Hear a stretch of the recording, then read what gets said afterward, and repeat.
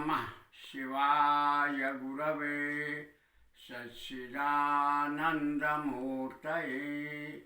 ध्यानमूलं गुरुर्मूर्ति पूजामूलं गुरुर्परं मंत्रमूलं गुरुर्वाक्यं मोक्षमूलं गुरुकृपा। आज मैं समाज के कल्याणार्थ पूज्यपाद गुरुदेव श्री के मुख से कहे हुए एक बात के ऊपर अपना विचार प्रस्तुत कर रहा हूँ। अक्सर हाँ वे कहा करते थे, वाक्ये वाक्ये च वेदानि तीर्थानि पदे पदे। इस सूत्र के ऊपर मैं अपना विचार प्रस्तुत कर रहा हूँ। व्यक्ति गुरु चरणों में समर्पण क्यों करता है?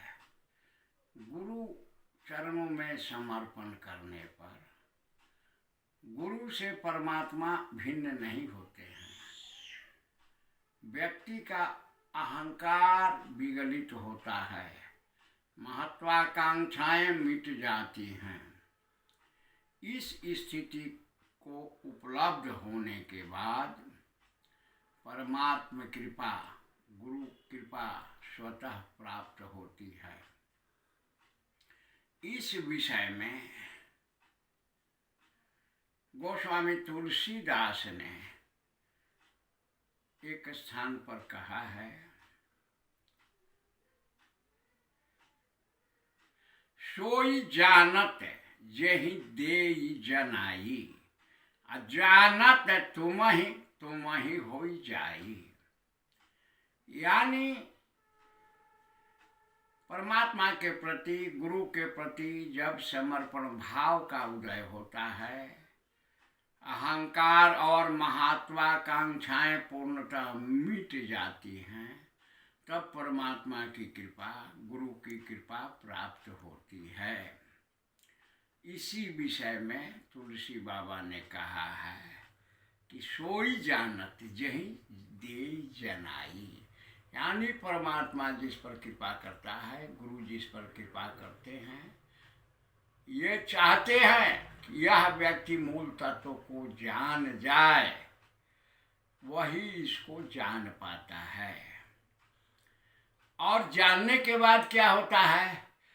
जानत तुम ही हो जाई। यानी तुलसी बाबा कह रहे हैं कि उस परमात्मा को जानने के बाद वह साधक परमात्मा स्वरूप में विलीन हो जाता है। परमात्मा से वो पृथक नहीं होता है। तो हमारे देश में वेद को अपौरुषेय माना जाता है, यानी ब्रह्म वाणी है, परमात्मा की वाणी है। और तीर्थ उन स्थलों को माना जाता है जहाँ विविध अवतारों में परमात्मा का अवतरण हुआ, उनका जीवन क्रीड़ा संपन्न हुआ। वे स्थल तीर्थ के रूप में माने जाते हैं। तो जो व्यक्ति परमात्म तत्व का अधिग्रहण कर लेता है, परमात्मा जिसके अंतस्थल में अवतरित होता है, वह व्यक्ति मुख से जो वचन कहता है, वह वचन वेद वाक्य की तरह होता है।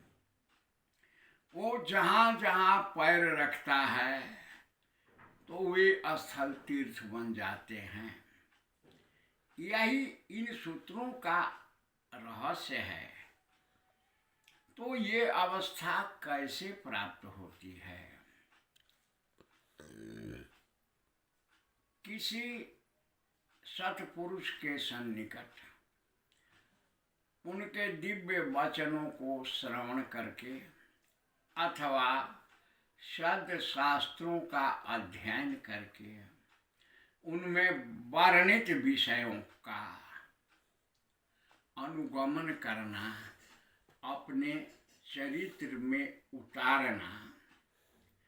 धर्म चरित्र में अवगाहन की वस्तु है। धर्म को जब हम अपने चरित्र में उतारते हैं, धर्म जब अवतरित होता है, तो व्यक्ति का स्वरूप बदल जाता है। वहाँ अहंकार और महत्वाकांक्षा का कोई स्थान नहीं होता है और उस स्थिति में ही इस ढंग का वचन निकल पाता है। यह उस स्थिति का द्योतक है। इस विषय में एक कथा प्रसंग उपलब्ध होता है। कुछ भक्तगण महात्मा सूरदास के पास गए। जिज्ञासावश उन लोगों ने प्रश्न किया कि ये बाबा, आप भी शीर्षस्थ महात्मा हैं और तुलसीदास जी भी शीर्षस्थ महात्मा हैं, आप लोगों में सीनियर कौन है? इस बात को सुनकर बाबा सूरदास हंसने लगे। कहें कि तुम लोग नहीं समझ पाते हो। अरे मैं विद्वान हूँ, कवि हूँ, मैं कविता रचता हूँ, यह मेरे क्षमता के अंदर है। मैं काव्यों की रचना कर सकता हूँ, कर रहा हूँ। परंतु गोस्वामी तुलसीदास जी मंत्र दृष्टा हैं। उनके मुख से जो कुछ निकलता है वह मंत्र होता है। यानी धर्म चरित्र को अपने अंदर अवतरित करने के बाद उस मानव की जो स्थिति होती है, उसी अवस्था में ये वचन स्पष्ट होते हैं। वाक्य वाक्य च वेदानि तीर्थानि पदे पदे।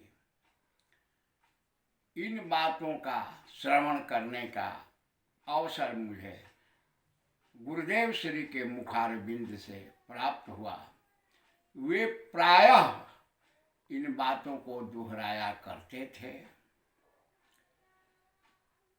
गुरु वचन को समाज में प्रसारित करने की भावना से इस विषय पर आज इतना ही।